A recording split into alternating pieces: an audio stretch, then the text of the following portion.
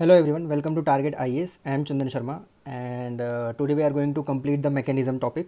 So the last topic in the mechanism chapter is steering gear mechanism. So what is steering? Steering means हम generally जब भी bike चलाते हैं, car चलाते हैं, so we are how we are controlling the motion or direction of the vehicle.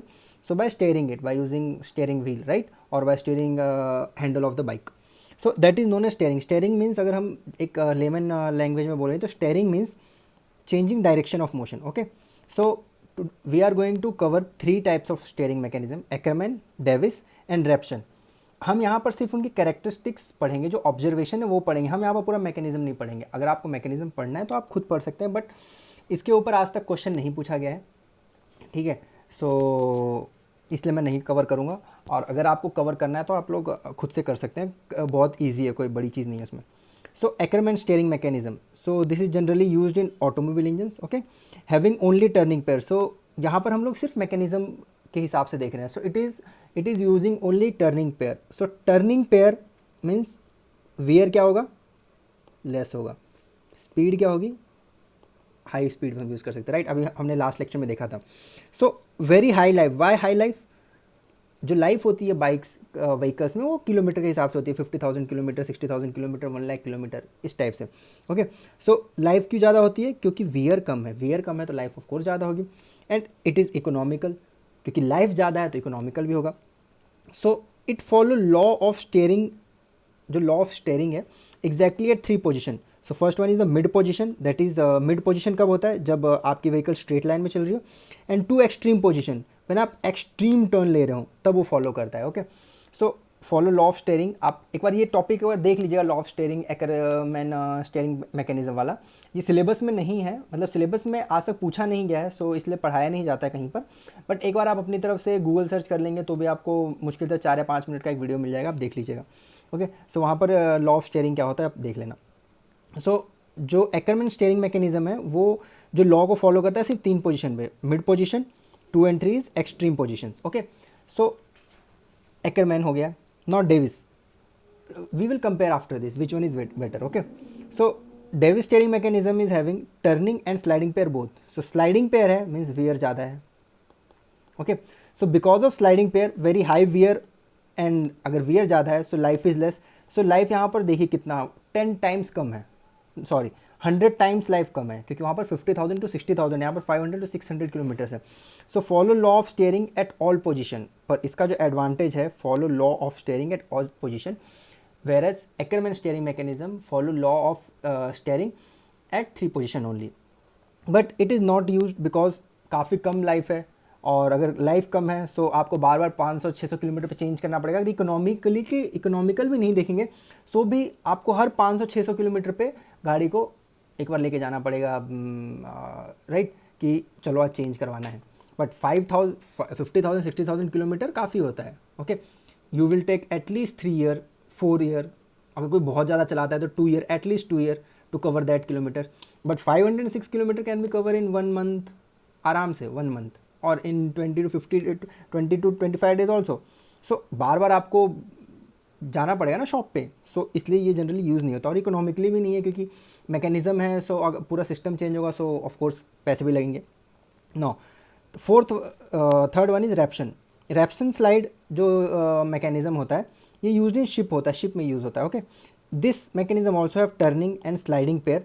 But यहाँ पर जो एक डिफरेंस है डेविस में और एक्करमैन में और रेप्सन में, जो डेविस और एक्करमैन और अभी तक हमने जितने भी मैकेनिज्म पढ़े हैं वो 2D मैकेनिज्म है. 2D mechanism means 2D plane mechanism means जब हम ये पढ़ते हैं कि ये एक सिंगल स्लाइडर क्रैंक मैकेनिज्म है, सो ये एक सिंगल प्लेन में है सारे के सारे, राइट. जो ये सारे लिंक है 1 2 3 and 4, all links are in same plane.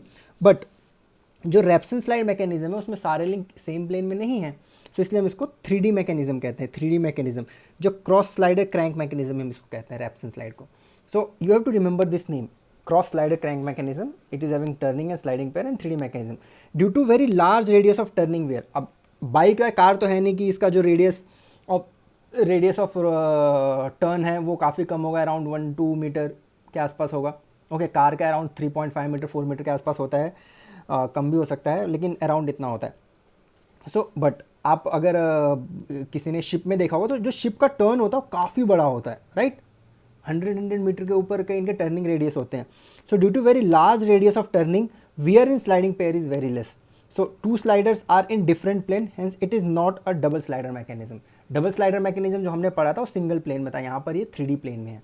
Okay, तो इसलिए हम उसको नहीं पढ़ते हैं। तो ये 3 टाइप के स्टेयरिंग मैकेनिज्म है। इसको बस एक बार 2-3 बार आप जैसे ही देख लेंगे ना, तो आपको प्रीवियस ईयर क्वेश्चन जो आते हैं इसी टाइप के आते हैं कि स्टेटमेंट्स पे आ जाते हैं, एक्करमैन steering mechanism follow law of steering on all position. Of course this statement is wrong because Ackermann only follow law of steering at 3 positions. Okay, now यहाँ पर कुछ जो चीज़ें रह गई, छोटी छोटी चीज़ें, वो हम देख लेते हैं जो कि पूछी जा सकती हैं, पूछी गई हैं 1-2 बार, बट स्टिल चांसेस है कि पूछी जा सकती हैं। सो इंटरमिटेंट मोशन मैकेनिज्म, इंटरमिटेंट का नाम ही आ गया। इंटरमिटेंट मतलब रोक रोक के कोई काम, जैसे हम होता है ना, हम इंटरमिटेंट फास्टिंग करते हैं। So we will take 6 hour gap and then again we will eat, then we will eat after 6 hour gap, तो उसको इंटरमिटेंट फास्टिंग बोलते हैं। इंटरमिटेंट मतलब आपने बीच में गैप दिया है। सो उसी टाइप से periodic motion with constant break at output, we are talking about the output, क्योंकि हमें आउटपुट से मतलब है। इनपुट पे तो आप कंटिन्यूस मोशन दे ही रहे हैं, बट जो आउटपुट पे आउटपुट आ रहा है वो इंटरमिटेंट ब्रेक होकर आ रहा है। Okay, so periodic motion with constant break at output with respect to given continuous input, उसको हम बोलते हैं इंटरमिटेंट मोशन। सो हमारे पास 2 मैकेनिज्म है, first one is Geneva mechanism and the second one is ratchet mechanism. Again please see the picture, तो आपको थोड़ा सा दोनों में डिफरेंशिएट होगा। So Geneva mechanism and ratchet mechanism, where we are using Geneva mechanism, Geneva mechanism is use in indexing in milling machine, Geneva mechanism indexing in milling machine, and ratchet is used in your clock. Clock में आपने देखा होगा हर एक second के बाद वो चलता है, ऐसे नहीं कि वो कंटिन्यूस घूम रहा है, 1 सेकंड के बाद इधर फिर इधर, राइट। 1 सेकंड पे 15 सेकंड पे आ गया, 30 सेकंड पे आ गया, राइट। सो इसलिए हम उसको इंटरमिटेंट बोलते हैं। इंटरमिटेंट जो टाइम गैप हो सकता है कितना भी हो सकता है, 1 सेकंड का हो सकता है, 10 सेकंड का हो सकता है, 10 मिनट का हो सकता है, इट डिपेंड्स, रिक्वायरमेंट का है। ओके, सो आपको याद रखना है Geneva mechanism and ratchet mechanism, ये चीज़ें कुछ याद रखने वाली हैं। Now straight line motion mechanism, ये आपको एक बार में याद नहीं होंगे, you have to just remember the name, nothing else. Okay, straight line mechanism का आपको सिर्फ नाम याद रखना है, और ये जरूरी नहीं कि आपको एक बार में याद होगा, आप 10-15 बार पढ़ेंगे तब जाके याद होगा, ठीक है। तो exact straight line motion mechanism, उसमें एक हार्ट्स मैकेनिज्म आएगा, Scott Russell mechanism and modified Scott Russell mechanism. So इसमें आपको ये चीज़ें याद रखने की जरूरत नहीं है कि इसमें 6 लिंक है, 4 लिंक है, या कहीं है। अगर किसी मॉक एग्जाम में पूछ भी लिया जाता है तो आपको घबराने की जरूरत नहीं है, क्योंकि मेन एग्जाम में इस टाइप के क्वेश्चन नहीं पूछे जाते हैं। बस पल नाम आपसे पूछा जा सकता है exact straight line. Okay, no approximate straight line motion is grasshopper mechanism, Roberts mechanism. इसका जो प्रोनाउंसिएशन है मुझे भी आज तक सही से नहीं है, तो देख लीजिएगा। शेवले-शेप मैकेनिज्म भी बोलते हैं इसको। Pantograph is your parallelogram linkage mechanism, and Watt's indicator mechanism, जो कि हम देखेंगे आगे। ओके, सो इसमें Watt's indicator mechanism, so it is different from Watt's mechanism जो हमने पढ़ा था, बीम इंजन। अगर आपने स्टार्टिंग में देखा होगा, हमने सबसे फर्स्ट मैकेनिज्म वही पढ़ा था। सो ये कुछ डिफरेंट है। सो फॉर अवे मैकेनिज्म, जो ये जितने भी मैकेनिज्म है ना, तो इसमें जो लेंथ ऑफ लिंक्स हैं या जो उनका जो रेशियो होता है, जैसे आपको एक को छोटा मैकेनिज्म बनाना है, एक को बड़ा बनाना है, but the ratio of the link, length of the links are fixed to get the exact output. क्योंकि अगर रेशियो चेंज हो गया ना, तो आउटपुट आपका चेंज हो गया, right. Because the force input and force output will depend upon the ratio of the length of the links. अगर वो आपने चेंज कर दिया, so your output will vary for the same input. So इसलिए यहाँ पर जो लेंथ रेशियो फिक्स होता है। नाउ द पेंटोग्राफ जो हमने पढ़ा था, पेंटोग्राफ जो होता है, pantograph is used in metro to connecting above electrical wire to connected with metro. जो ऊपर आपने देखा होगा ट्रेन होती है, इसके ऊपर वायर होता है, तो यहाँ पर एक कनेक्शन होता है, राइट। उसी से तो वो पावर ले रहा है, तो वो जो होता है कनेक्शन, वो पेंटोग्राफ मैकेनिज्म होता है। ओके, नाउ जो लास्ट टॉपिक है, मैंने आपको बोला वॉट्स इंडिकेटर हम देखेंगे, तो वॉट्स इंडिकेटर मैकेनिज्म है, तो ये हम देख लेते हैं। वॉट्स इंडिकेटर क्या है, इसमें बेसिक चीज़ें हैं, आपको ज़्यादा याद रखने की जरूरत नहीं। बट हाँ, जो वॉट्स है ना, वॉट्स क्या स्टीम इंजन बनाए थे, सो उस टाइम पे उनको बहुत दिक्कतें आई, तो उन्होंने डिफरेंट टाइप्स ऑफ मैकेनिज्म बनाए, राइट। सो उसमें से एक ही वॉट्स इंडिकेटर मैकेनिज्म है। सो वॉट्स इंडिकेटर मैकेनिज्म करता है क्या है, फर्स्ट ऑफ ऑल नाम से आपको पता चलेगा, indicator means it indicate something. So ये इंडिकेट क्या करता है, यहाँ पर जो स्टीम का जो प्रेशर है यहाँ पर, राइट, यहाँ पर स्टीम का जो प्रेशर वो इंडिकेट करेगा इस यहाँ पर, राइट, कि कितना, अब यूनिट क्या है इसमें यहाँ पर, कि बार में कर रहा है कि न्यूटन पर मीटर स्क्वायर में कर रहा है, वो डजेंट मैटर। नाउ अब हम देखते हैं यहाँ पर, ठीक है। यहाँ पर ये जो मैकेनिज्म है कि ये अगर ऊपर जाएगा तो ये कुछ इधर जाएगा, ये कुछ इधर जाएगा, ये नीचे जाएगा तो ये इधर आएगा, ये इधर आएगा, कुछ इस टाइप का मैकेनिज्म है। आपको ये डायग्राम याद रखना है, ठीक है, क्योंकि मेंस में गलती से पूछा जा सकता है, पर अगर प्री के हिसाब से आपको ये सब चीज़ याद रखने की ज़रूरत नहीं है। याद रखने की क्या चीज़ें देखिए, पहले ऑब्जर्वेशन क्या कहता है, first please draw the diagram, और आपने शायद आपको नोट्स मिल गए होंगे तो वहाँ पर इसमें डायग्राम मिल जाएगा, ठीक है। Now observation, point C and point Q both move in a path of a very large radius. Very large radius अगर कोई path है, so we can take it as an approximate straight motion mechanism. So अगर कभी कोई बोल दे, हमने देखो कहाँ पढ़ा था इसको, approximate straight line motion mechanism में वॉट्स का पढ़ा था हमने, एग्जैक्ट स्ट्रेट लाइन में नहीं पढ़ा था, राइट। सो जो ये C पॉइंट है और Q पॉइंट है, it follow approximate straight line motion, right. There is no relative motion between link BC and CD। जो ये है लिंक BC एंड CD में कोई रिलेटिव मोशन नहीं है। If there is no relative motion between two link, so we can take it as a one link. So ये वाला एक लिंक हो गया, राइट।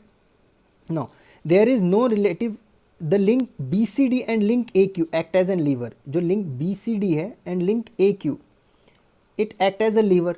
सो हम इसको डबल लीवर मैकेनिज्म भी बोल सकते हैं, right, double lever mechanism. These two link do not complete rotation. अगर लीवर या रॉकर आ गया सो मीन्स वो कंप्लीट रोटेशन नहीं कर रहा है, ठीक है। तो हमें यही देखना है। इसके साथ एक चीज़ और देखिए, जो लिंक ADQP है ये भी act as a one link करता है, क्योंकि इनके बीच में रिलेटिव मोशन नहीं है। सो लिंक कौन सा हो गया, first link, this is second link, this is third link and this is fourth link, right. So आपका 4 लिंक हो गए। सो 4 लिंक मैकेनिज्म है। अगर आप यहाँ पर देखेंगे 4 लिंक है जो कि सिंगल स्लाइडर के बेस पे है, राइट। नाउ मैंने आपको डिग्री ऑफ फ्रीडम हमने पढ़ा था, अब यहाँ पर degree of freedom of open chain देखते हैं। Degree of freedom of open chain, तो ये कुशबैक इक्वेशन यहाँ पर वैलिड नहीं है। क्यों? क्योंकि Kutzbach equation is not for the open chain, that is for the close chain mechanism, right. So अगर ओपन चेन आ गया, जैसे ये 1 है ये 2 है, तो क्या होगा। सो हमें ये पता है, हम अगर हमने जो पढ़ा था, that each link have 3 degree of freedom and 1 point joint restrain 2 motion, right. यहाँ पर जो एक लिंक है उसका अगर हम एक प्लेन में देखेंगे तो 3 डिग्री ऑफ फ्रीडम होता है, और जो एक पिन जॉइंट है, एक पिन जॉइंट, वो 2 डिग्री ऑफ फ्रीडम को रिस्ट्रेन करता है। सो अगर हमको डिग्री ऑफ फ्रीडम फाइंड करना है, so degree of freedom F will be equal to for this 3, एक के लिए होता है, इंटू 2, राइट। यहाँ पर हमारे पास 2 लिंक है, सो 3 इंटू 2 माइनस 2, क्योंकि एक ही पिन जॉइंट है, so 4, degree of freedom is 4। In this case we are having 3 link, so 3 into 3 is 9 minus 2 pin joint है, 2 इंटू 2 4। तो इस टाइप से आपका होता है, ठीक है। तो यहाँ पर 5 आ गया, ये degree of freedom of system हो गया, ठीक है। नाउ एक बाइनरी लिंक भी होता है, like this link is binary link, so connected eight 2 point. Ternary link, ये आपका टर्नरी लिंक हो गया, connected eight 3 point. Quaternary link कुछ इस टाइप का लिंक हो जाएगा, सॉरी कुछ इस टाइप का, यहाँ पर भी कनेक्ट है, यहाँ भी कनेक्ट है, यहाँ भी कनेक्ट है, यहाँ भी कनेक्ट है, so connecting at 4 link. So fixed link is ternary link connected. अगर यहाँ पर फिक्स्ड लिंक देखें तो ये जो फिक्स्ड लिंक है ये कितने पॉइंट पे कनेक्ट है, 3 पॉइंट पे।